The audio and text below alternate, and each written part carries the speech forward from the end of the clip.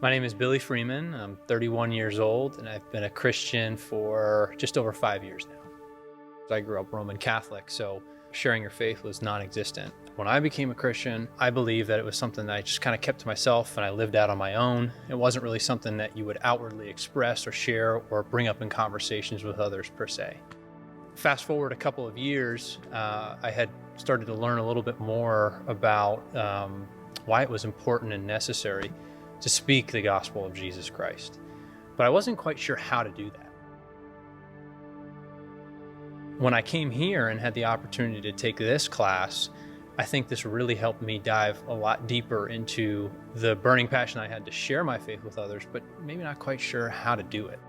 The best thing that I would take away from the class is when you share the gospel and when you are evangelizing, the most important thing that you can remember is there are kind of four key staples to doing that. There's God, there's man, there's Jesus, and there's a response. Those help give you a kind of a framework, so to speak, to work from whenever you're having a conversation with somebody. Opportunity where I've gotten to take some of the information and skills that I've learned through the evangelism class and apply that was actually through a coworker at work where thankfully nothing had happened, but there was a potential shooting that she had thought at her daughter's school that had scared her.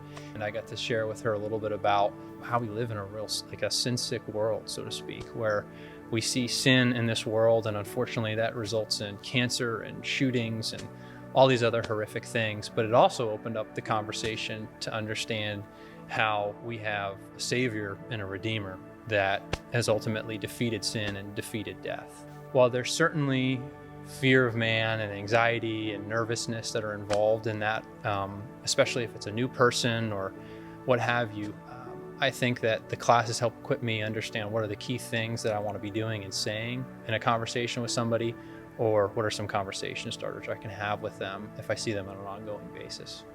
The Christmas season obviously serves as a great opportunity to invite people who may not know Christ in here to church at Cedar Crest to learn more and hear the gospel and why Jesus came.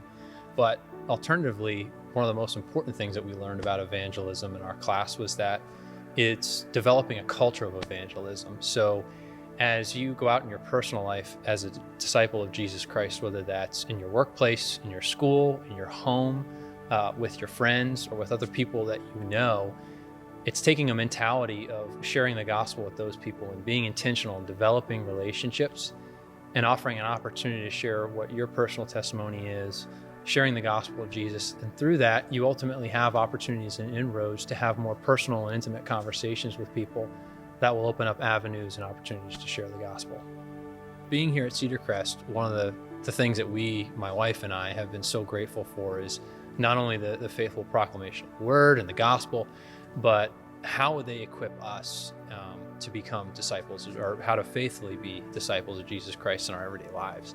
And a primary way of doing that was through Discipleship Institute. It's trained us and taught us through the various classes that have been available how we can not only share our faith, but learning more important things of the doctrine of Jesus Christ, to salvation, to gospel freedom and forgiveness. It's how do we ultimately live out the gospel in our lives?